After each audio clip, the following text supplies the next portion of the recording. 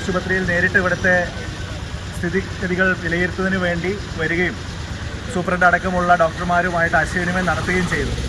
അപ്പോൾ എനിക്കിവിടെ കാണാൻ സാധിച്ചത് ഇതൊരു താലൂക്ക് ആശുപത്രിയാണ് എങ്കിൽ പോലും ആ താലൂക്ക് ആശുപത്രിയുടേതായിട്ടുള്ള സ്റ്റാഫ് പാറ്റേൺ നമ്മുടെ ചാവക്കാട് താലൂക്ക് ആശുപത്രിയിൽ ഇതുവരെ ആയിട്ടില്ല എന്നുള്ളതാണ്. ഏറ്റവും പ്രധാനമായിട്ട് പറയാനുള്ളത് ഒരു ഫിസീഷ്യൻ മാത്രമാണ് താലൂക്ക് ആശുപത്രിയിലുള്ളത്. ശരിക്കും ഏറ്റവും കുറഞ്ഞത് 2 ഫിസീഷ്യന്മാരുണ്ടാവേണ്ടതാണ്. പ്രത്യേകിച്ചും ഈ മഴക്കാല രോഗങ്ങളൊക്കെ കൂടുന്ന സാഹചര്യത്തിൽ സാധാരണത്തിൻ്റെ ഇരട്ടിയായിട്ട് OP വർദ്ധിക്കുന്നുണ്ട്. ഒരു 400-ലേറെ ആളുകൾ ഓരോ ദിവസവും ആശുപത്രിയെ ആശ്രയിക്കുമ്പോൾ അതിനനുസൃതമായിട്ടുള്ള ഡോക്ടർമാർ ഇവിടെ ഇല്ല എന്നുള്ളതാണ് ചാവക്കാട് താലൂക്ക് ആശുപത്രി അനുഭവിക്കുന്ന ഏറ്റവും പ്രധാനപ്പെട്ട ഒരു ബുദ്ധിമുട്ടായി നമുക്ക് കാണാൻ സാധിക്കുന്നത്.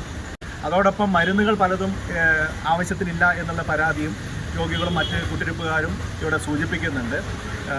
അത് എത്രയും പെട്ടെന്ന് പരിഹരിക്കാനുള്ള ഒരു ഇടപെടൽ ദൗർഭാഗ്യവശാൽ ജനപ്രതിനിധികളുടെ ഭാഗത്ത് നിന്ന് MLAയുടെയും സർക്കാരിൻ്റെയും ഭാഗത്ത് നിന്ന് ആരോഗ്യ വകുപ്പിൻ്റെ ഭാഗത്ത് നിന്ന് ഉണ്ടാവുന്നില്ല എന്നുള്ളതാണ് ഇവിടെ ഈ അവസ്ഥ ഇങ്ങനെ തുടരാൻ കാരണം. പ്രത്യേകിച്ചും ഈ ദിവസങ്ങളിൽ ഇപ്പോൾ നീറ്റ് PG പരീക്ഷയൊക്കെ നടക്കുന്നത് കാരണം ഈ താൽക്കാലിക അടിസ്ഥാനത്തിൽ NHM എന്ന് വെച്ച ഡോക്ടർമാർ പോലും കഴിഞ്ഞ കുറച്ച് ദിവസങ്ങളായി ആശുപത്രിയിൽ വരാൻ കഴിയാത്ത സാഹചര്യമുണ്ട്. അപ്പോൾ അതൊക്കെ ആശുപത്രിയെ വലിയ രീതിയിൽ ബുദ്ധിമുട്ടിക്കുന്നുണ്ട്. ഇവിടെ വലിയൊരു ജനത്തിരക്കാണ്. അപ്പോൾ ആളുകൾ അസ്വസ്ഥരാകുന്ന തരത്തിലുള്ള അത്രയും വലിയ തിരക്ക് കൈകാര്യം ചെയ്യാനുള്ളൊരു സംവിധാനം ഇവിടെ ഒരുക്കാൻ ആരോഗ്യവകുപ്പിന് കഴിയുന്നില്ല എന്നുള്ളത് വലിയ പോരായ്മയായിട്ടൊക്കെ നമുക്ക് കാണേണ്ടതായിട്ടുണ്ട്. കാരണം ഏറ്റവും സാധാരണക്കാരായിട്ടുള്ള മനുഷ്യർ ആശ്രയിക്കുന്ന സ്ഥാപനങ്ങളാണല്ലോ ഇതുപോലെയുള്ള താലൂക്ക് ആശുപത്രികളും പൊതുജനാരോഗ്യ സ്ഥാപനങ്ങളും. അവിടെ വേണ്ട രീതിയിൽ ഇടപെടാൻ MLA അടക്കമുള്ള ആളുകൾക്ക് കുറച്ചുകൂടി അവർ താല്പര്യം കാണിക്കേണ്ടതുണ്ട്. സർക്കാരിൻ്റെ സംവിധാനങ്ങൾ കുറച്ചുകൂടി ഉണർന്ന് പ്രവർത്തിക്കേണ്ടതുണ്ട് എന്നുള്ളതാണ് ഇവിടെ വരുമ്പോൾ മനസ്സിലാക്കാൻ സാധിച്ചത്.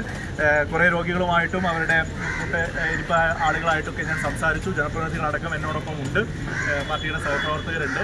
അപ്പോൾ അടിയന്തരമായി ഇക്കാര്യത്തിൽ ആരോഗ്യവകുപ്പിൻ്റെ ഒരു ഇടപെടൽ വേണം. അത് എനിക്ക് തോന്നുന്നു ഇവിടുത്തെ മാത്രം പ്രശ്നമല്ല. ഞാൻ കഴിഞ്ഞ ദിവസങ്ങളിലായിട്ട് മറ്റ് പല ആശുപത്രികളിലും സന്ദർശിക്കുമ്പോൾ അവിടെയൊക്കെ ഈ ആവശ്യത്തിന് ഡോക്ടർമാരില്ല, മറ്റ് നഴ്സിംഗ് സ്റ്റാഫില്ല, പാരാമെഡിക്കൽ സ്റ്റാഫ് ഇല്ല എന്ന് പറയുന്നൊരു വലിയ പ്രശ്നം നമ്മുടെ പൊതുജനാരോഗ്യ സ്ഥാപനങ്ങളിൽ പ്രത്യേകിച്ചും താലൂക്ക് ആശുപത്രികളിൽ പ്രധാനമായിട്ടും നിലനിൽക്കുന്നുണ്ട്. അക്കാര്യത്തിലാണ് അടിയന്തരമായിട്ടുള്ള ഇടപെടൽ വേണ്ടത്. ഇതെല്ലാം മറച്ചു പിടിച്ചുകൊണ്ട് കേരളത്തിലെ ആരോഗ്യരംഗം വലിയ മികവ് നേടിയിരിക്കുകയാണ്, നമ്പർ 1 ആണ് എന്ന് പറഞ്ഞ് അത്തരത്തിലുള്ള സ്വയം പുകഴ്ത്തലിൽ അഭിരമിക്കുക എന്നുള്ളതല്ല ആരോഗ്യവകുപ്പ് മന്ത്രിയും സർക്കാരും ചെയ്യേണ്ടത്. ഇത്തരം പ്രശ്നങ്ങളുണ്ട്. അത് ചൂണ്ടിക്കാണിക്കുന്ന ആളുകളെ വർഗശത്രുക്കളായി മുദ്രകുത്തുകയോ സംസ്ഥാന ദ്രോഹികളായി ചാപ്പ കുത്തുകയോ ചെയ്യുകയല്ല വേണ്ടത്. ഇത് പ്രശ്നമുണ്ട് എന്ന് മനസ്സിലാക്കാനും അത് അഭിസംബോധന ചെയ്യാനും ആരോഗ്യവകുപ്പ് മന്ത്രിക്കും ഉദ്യോഗസ്ഥന്മാർക്കും ഉത്തരവാദിത്തമുണ്ട്.